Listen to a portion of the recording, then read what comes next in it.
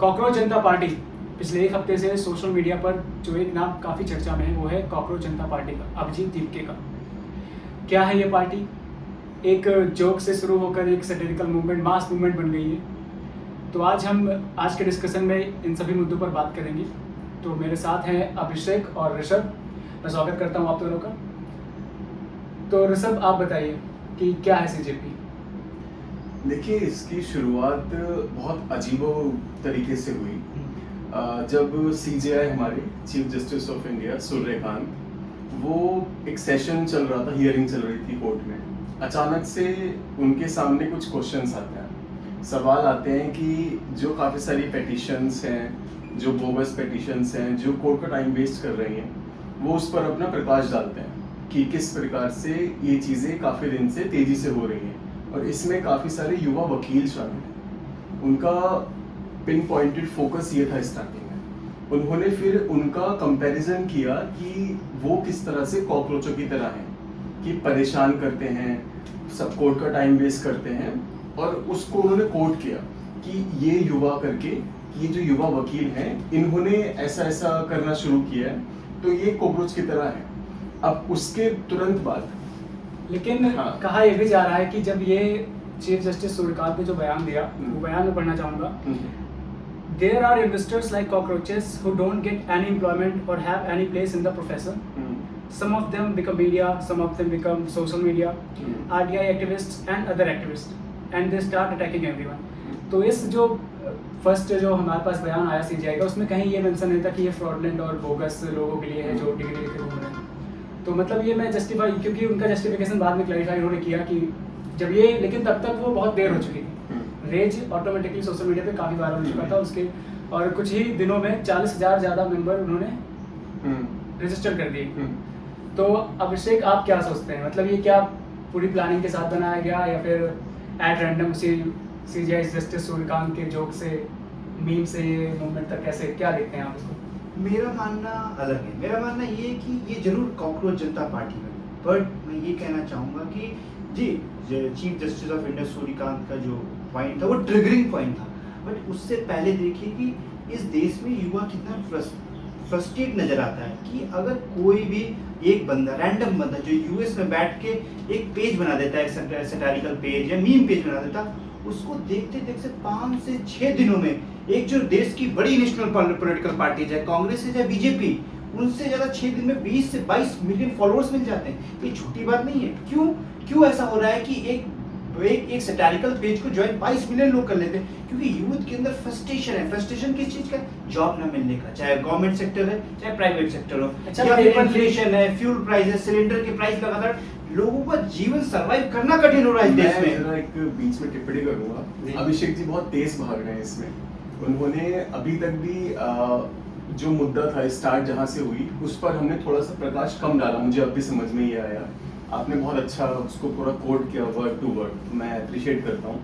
मेरा ये है कि किसी भी बात जब कही जाती है, हमें उसका कॉन्टेक्स्ट जानना बहुत जरूरी है। ये तो सही बात। अगर हम बिना कॉन्टेक्स्ट जाने हम एक कोट भी उठा लेते हैं कहीं से भी, तो भी वो गलत है। आप हिस्ट्री की बुक्स पढ़ते हैं, हजारों बुक्स पढ़ लीजिए आप, जब तक आप पूरा चैप्टर नहीं पढ़ रहे होंगे तब तक आप एक कोई भी पैराग्राफ है आप उसको समझ नहीं पाएंगे। सबसे चैलेंजिंग होता है। यहाँ पर उनका जो संदर्भ था वो बहुत पिन पॉइंटेड लोगों के लिए था, स्पेसिफिक। उसको कंपैरिजन करना यंगस्टर्स से, सबसे पहली भूल मीडिया ने ये करी। वो सब ठीक समझ में आया, लेकिन आप ये एक इसकी विडंबना देखिए कि कोई भी इस मुद्दे को अगर पिक करना था तो भारत से कोई एक युवा उठकर नहीं आया। एक युवा उठकर आता है जो बॉस्टन में बैठा है, जो अमेरिकन यूनिवर्सिटी में पढ़ रहा है, जिसको भारत छोड़े हुए कई साल हो गए। उसने कितना ग्राउंड पर जाके ये समझा कि कितने युवा क्या चाहते हैं।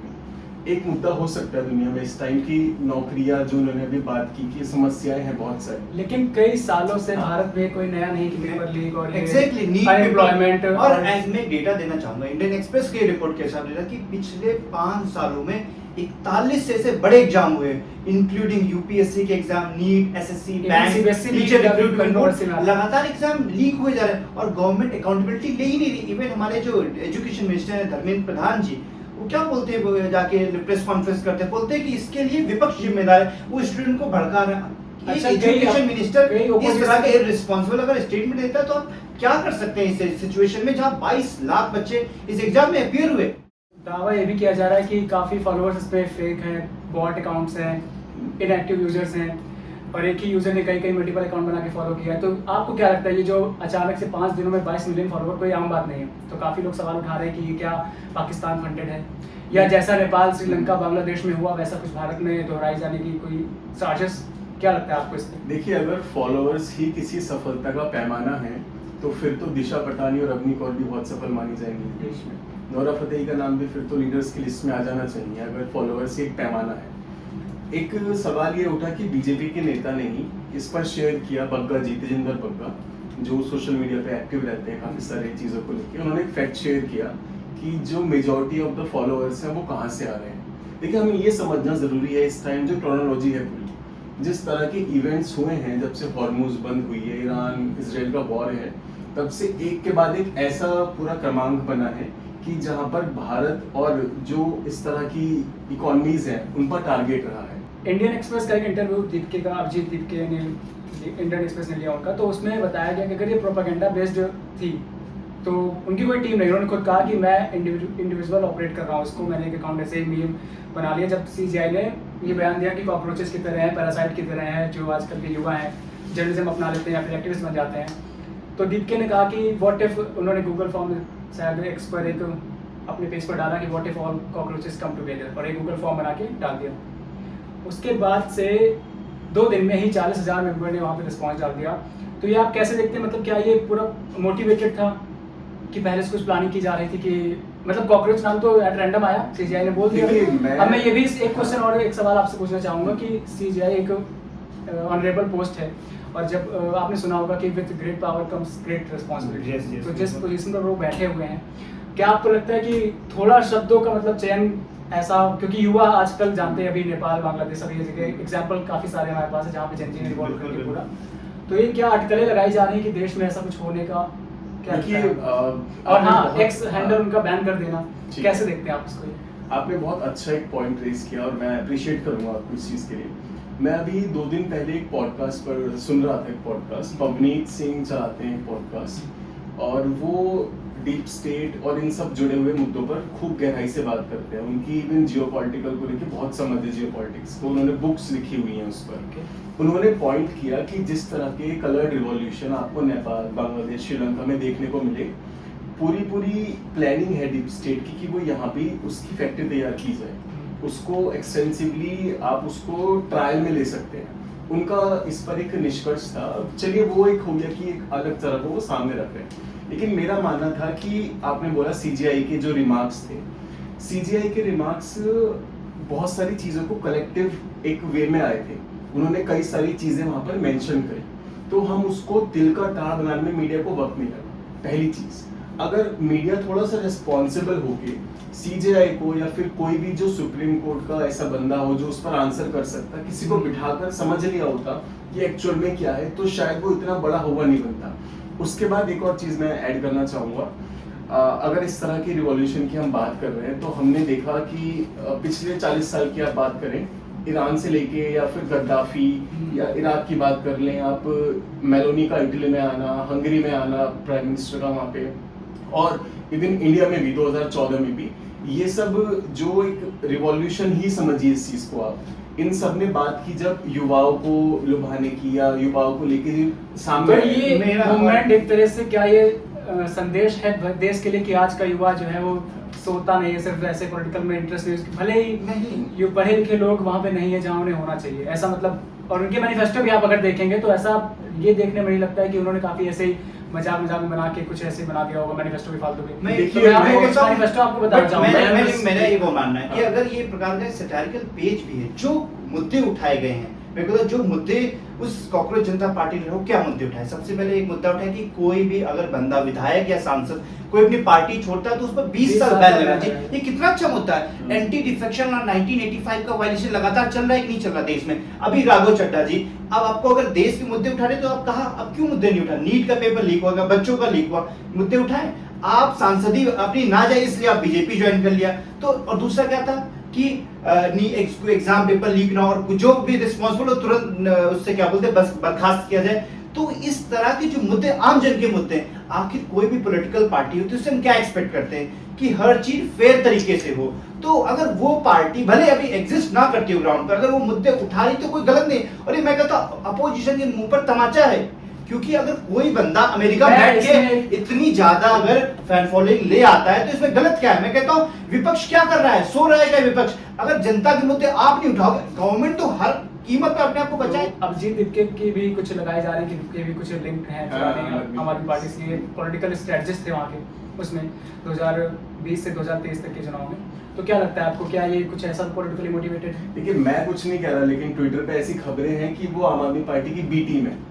तो केजरीवाल एक नया स्वरूप लेके आने की कोशिश कर रहे हैं और उनका सपोर्ट उनका ही नहीं, टीएमसी के कई सारे नेताओं ने फॉलो किया तुरंत। हाँ, उन्होंने सपोर्ट फॉलो करना ना फॉलो करना, ये राहुल गांधी तो मोदी जी को फॉलो करते हैं, इससे समझिए फिर। नहीं फॉलो करना ही राइट है। अब नहीं, राहुल गांधी नहीं, ने राहुल गांधी ने एक चीज मिनट, कर दे। मैं ऐड ऑन करना चाहूंगा इस पॉइंट में। महुआ मोइत्रा जानते होंगे आप हाँ लोग, टीएमसी के सांसद हैं। तो उन्होंने भी इवन कमेंट किया कि बीजेपी है या फिर जो भी पार्टी रूलिंग पार्टी है वो इतनी डर गई है इससे थ्रेट, मतलब यू नो कि उसने एक हैंडल उनका बैन कर दिया और इवन अभी लेटेस्ट की वेबसाइट भी टेकन डाउन। अब आप भी देखिए कि इस देश में मैं एक एग्जांपल देना चाहूंगा आपको, देश के लिए खतरा क्यों बताया जा रहा है? वही तो बात है कि मिनिस्ट्री ऑफ इंफॉर्मेशन ब्रॉडकास्टिंग इसको क्यों थ्रेट बता रहा है, नेशनल थ्रेट बता रहा। आप कोई भी एक प्लेटफॉर्म चैनल पेज बनता है, आप अगर देखते हो ट्विटर पर जैसे जैसे इंडिया में फॉलोअर्स उसके बढ़ने लगते हैं आप उसे ब्लॉक कर देते हो, फिर उसके बाद इंस्टाग्राम पर लगातार हैक करने की कोशिश करती है। इसके अलावा उस बंदे को अभिजीत दिपके को लगातार व्हाट्सएप पर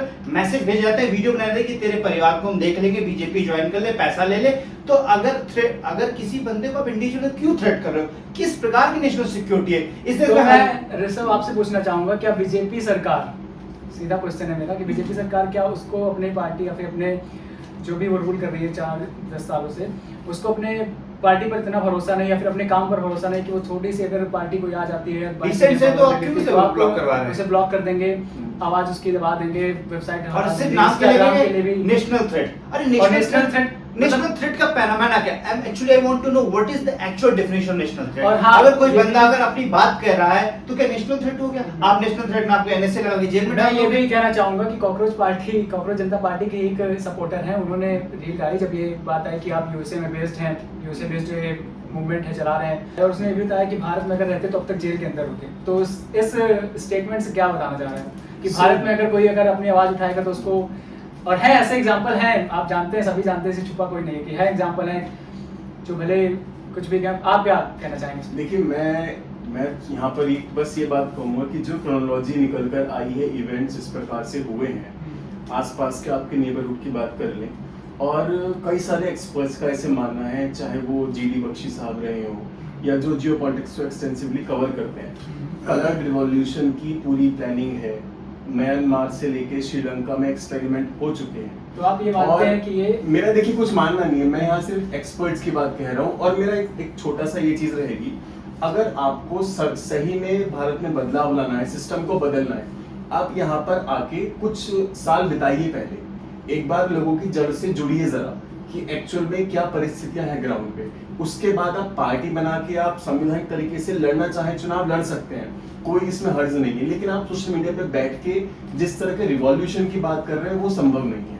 वो ना इस देश का युवा समर्थन करता है और ना ही इस देश की जनता समर्थन करती है। मेरा मान युवा तो समर्थन कर रही है, मतलब देखिए उसमें डाउट है अभी कितने फॉलोअर्स वो भारत से हैं, कितने रियल नहीं, हैं। बट मैं मैं अपने दोस्त को बोलना चाहूंगा कि एक अभिजीत दिपके ने एक सोशल मीडिया पर अपना जो एनालिटिकल होता है इंस्टाग्राम पर डाला, उसमें दिखाया कि 94% इंस्टाग्राम पेज दिखा रहा है, 94% जो फॉलोअर्स हैं कॉकरोच जनता पार्टी को इंडियंस हैं, बाकी रेस्ट ऑफ द वर्ल्ड से कोई USA Canada America, social media but ये जो गलत मिसलीडिंग इंफॉर्मेशन है कि नहीं, मतलब बहुत सारे पाकिस्तानी नेबरिंग कंट्रीज, ऐसा नहीं है। 94% जो करना तो ना आपके हाथ में ना मेरे हाथ में, जब तक इंस्टाग्राम या मेटा अपना ऑफिशियल डेटा नहीं देता तब तक इंटेलिजेंस ब्यूरो जब तक अपना ऑफिशियल डेटा नहीं रिलीज तब तक हम कुछ नहीं कह सकते।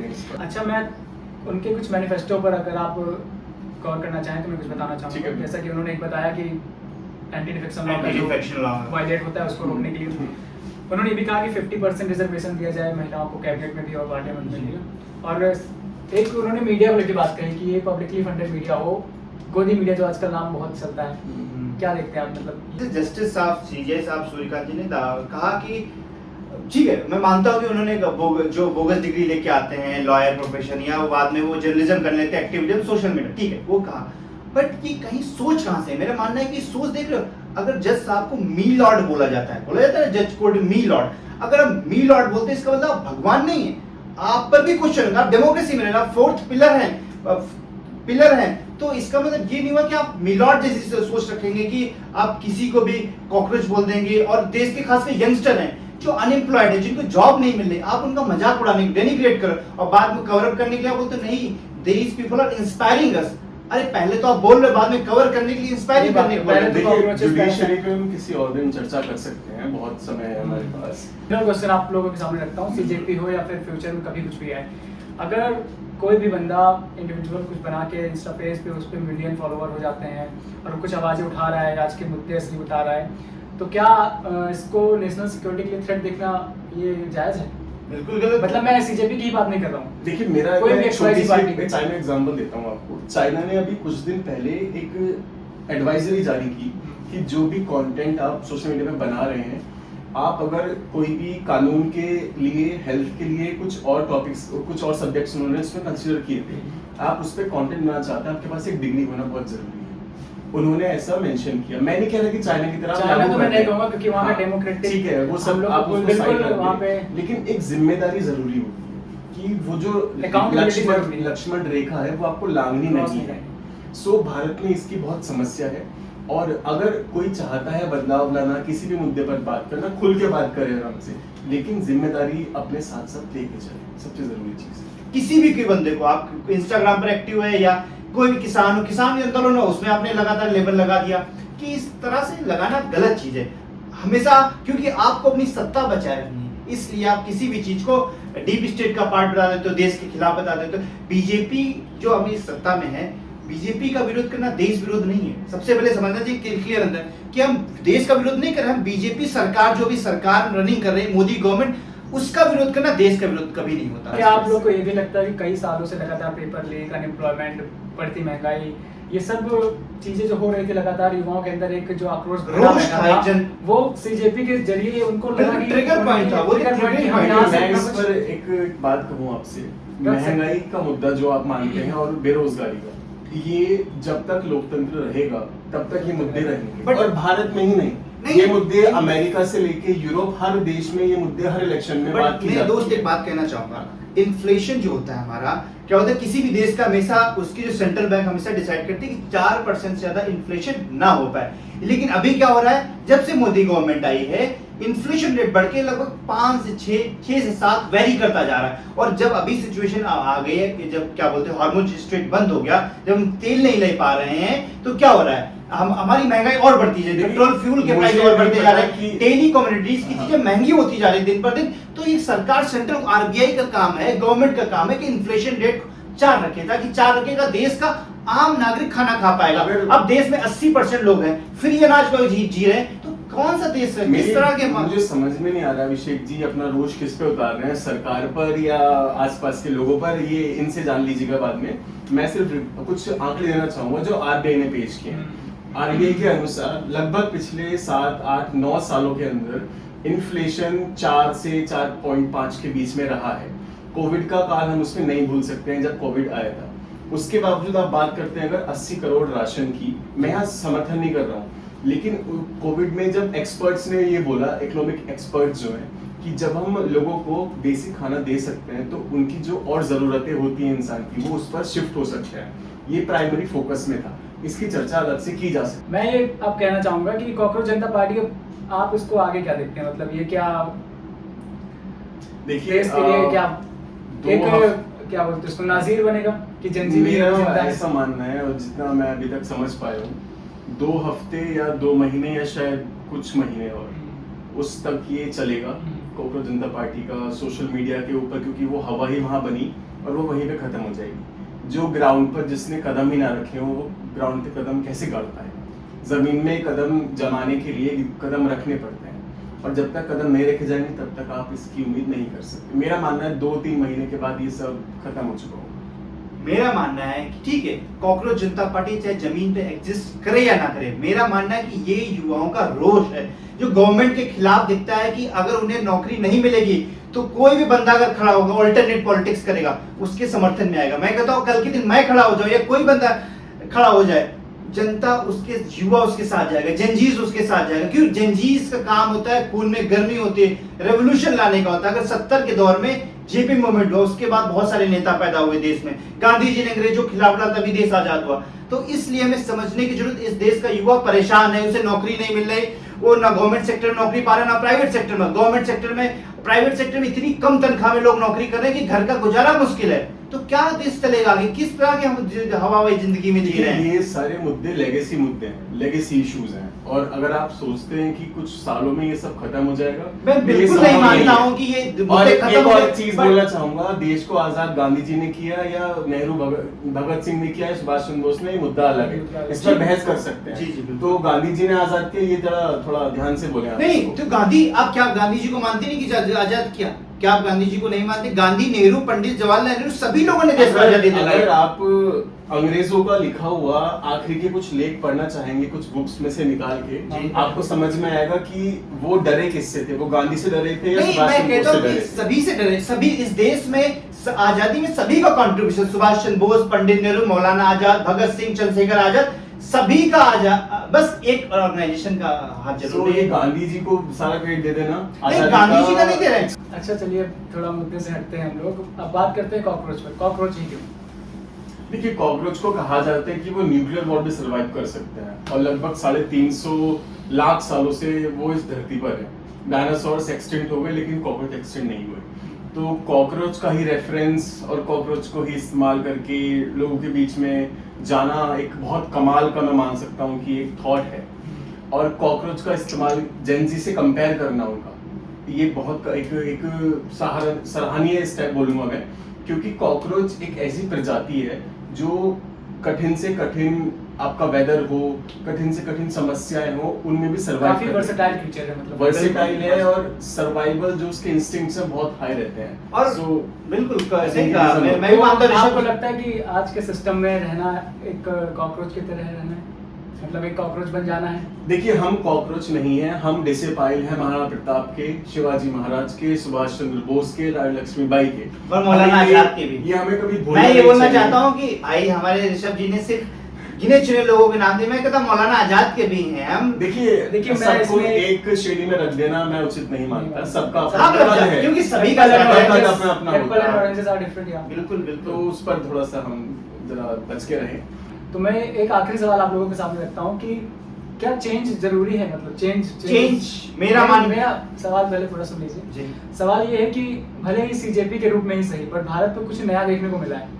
एग्री करते हैं आप लोग? जी, बिल्कुल। कि काफी, मुझे लग रहा है इतिहास में शायद पहली बार ऐसा हुआ कि 5 दिन में 22 मिलियन फॉलोअर की सीरीज पहली बार ऐसा हुआ। इतिहास में इंस्टाग्राम भी नहीं होता था, इंस्टाग्राम में नहीं होता था, हाँ, एग्जैक्टली। बिल्कुल। बट ये एक नाजीर कहीं ना कहीं साबित कर रहा है अपने आप को कि मेरे- देश में अब कुछ भी हो सकता है। तो क्या आपको लगता है कि एक चेंज है जो यूथ लाएगा, या फिर देखिए, इसमें एक बहुत अच्छी आपने बात रेस की है, मैं बहुत सराहनीय उसको अप्रिशिएट करता हूँ। मेरा ये मानना है कि किसी भी वक्त में जब भी कोई क्रांति की बात आती है और जब भी कोई आप बड़े बदलाव की बात करेंगे तो आपसे लोग हमेशा जुड़ना चाहेंगे। ये हर देश, हर सभ्यता की बात है। सब और- एक लीडर देखते ही हैं, कोई उनको हाँ, लीड करने वाला मिल जाए तो follow सबको करें। लीडर चाहिए होता है, और आपकी हमेशा परिस्थितियां ऐसी रहेंगी जो आपके अनुकूल सदैव नहीं रह पाएंगी। तो इस तरह के जब भी मूवमेंट होंगे तो उनसे लोग जुड़ेंगे और भारी मात्रा में जुड़ेंगे। और एक बात ये सही है कि समस्याएं देश में बहुत सारी हैं। समस्याएं ऐसी समस्याएं हैं जिनका निस्तारण कई वर्ष बीत जाने वाले हैं, उसके बाद भी नहीं हो पाएगा। लेकिन हमें सबको मिलके साथ आना होगा। हम क्रिटिसाइज करें, हम खूब क्रिटिसाइज करें, लेकिन हम साथ में ये भी ध्यान रखें कि हम उसका समाधान कैसे दे सकते हैं, हम खुद से शुरुआत कैसे कर सकते हैं। हमारा देश एक डेमोक्रेटिक तरीके से चलता है। वहाँ पर इस तरह से नहीं कि हम नेपाल या अपने पड़ोसी देश की तरह हमारा युवा अराजक हो जाएगा, नहीं। हमारा युवा हमेशा डेमोक्रेटिक वे से चलेगा। बट लेकिन जो समस्याएं हैं उनको एड्रेस करना बहुत जरूरी है, क्योंकि अगर कोई युवा, एक युवा अपनी बात उठा रहा है, उसको इतनी मास फॉलोइंग मिल रही, तो कारण क्या है? हम इसको डिनाई नहीं कर सकते क्यों युवा जुड़ रहा है। कहीं ना कहीं समस्या हमारे देश में ही है। किसान परेशान, छात्र परेशान, महिलाएं परेशान। तो इसलिए बड़ा युवा वर्ग जिसे बोलते हैं जनजीज, वो एक बड़े एक अभिजीत दिट्टे के साथ जुड़ रहा है कॉकरोच जनता पार्टी के थ्रू। तो ये कहीं ना कहीं एक रेवोल्यूशन, मैं बोलता हूँ रेवोल्यूशन होना बहुत जरूरी है। हर सदी में कार्ल मार्क्स की भी थ्योरी कि हमेशा युवा पैदा ही होता है रेवोल्यूशन के लिए। तो आज का युवा को रेवोल्यूशन की जरूरत है।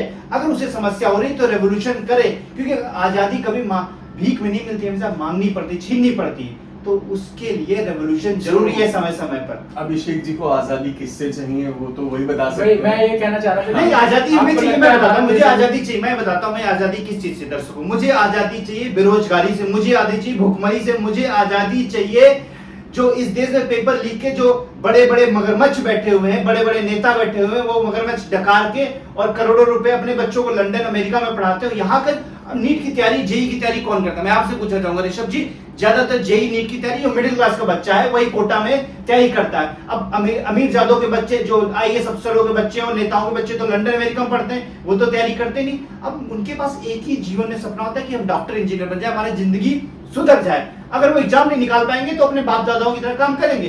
तो इसलिए उनके पास एक ही होप है, एग्जाम पास करने की या कुछ तरीके से जीवन अच्छा करने की, पढ़ाई लिखाई करके। तो मैं कहता हूं हमें आजादी चाहिए इस देश में जो जाल तंत्र है भ्रष्टाचार से, ताकि हम अपना जीवन सुखी संपन्नता से जी पाए, शांति तरीके से। तो आप कुछ क्लोजिंग स्टेटमेंट देना चाहेंगे अपना? मेरा यही है कि चुनौतियां बहुत सारी हैं हमारे सामने जरूर, लेकिन हम क्या समाधान रिवॉल्यूशन के थ्रू निकाल सकते हैं उसका, या हम कुछ ऐसे तरीके अपना सकते हैं जो जमीन पर आकर काम करने वाले हो। हम यहाँ पर एग्जाम्पल हिस्ट्री से भी ले सकते हैं अपनी, जब हमने बड़े बदलाव किए, भारत ने अपने देखे बड़े बदलाव, उसमें कई तरह की क्रांतियां हुई हैं छोटे से लेकर बड़े तक। लेकिन अभी का वो वक्त है जब हमें साथ आकर कई सारे समाधान निकालने होंगे, और जिस एआई की एज में हम हैं वहाँ पर समाधान निकालना मुश्किल बात नहीं है। लेकिन हमें ये ज़रूरी कि हमारा अप्रोच क्या रहेगा, और अप्रोच जब तक हमारा पॉजिटिव रहेगा, हम आपस में ना लड़ें, हम पॉजिटिव होके चलें आगे, हम जो समाज के दुश्मन हैं उनके अगेंस्ट खड़े हों, तब हम जीत सकते हैं। लेकिन हमें और चीज़ों का भी ध्यान रखना है कि किस प्रकार से जो मैनिपुलेशन का एज भी माना जाता है, ये एआई काफी narrative चल रहा है, मिस इन्फॉर्मेशन का एज है, डिस इन्फॉर्मेशन का एज है, हमें उन पर भी फोकस करना है कि उसमें हम ना फंसे, क्योंकि सबसे आसान होता है युवाओं को उसी में फंसाना, मिस इन्फॉर्मेशन के थ्रू, गलत नैरेटिव्स, और जितना भी आप बड़ी बड़ी बातें करेंगे जल्दी युवा एकदम उसकी तरफ अट्रैक्ट होता है। तो हमें बस उस पर ध्यान रखना है कि हमारा युवा वो सही डायरेक्शन पकड़े। तो बहुत बहुत धन्यवाद आप लोगों का हमारा ये डिस्कशन देखने के लिए। तो आज के वीडियो में इतना ही, मिलते हैं आपसे नए वीडियो में।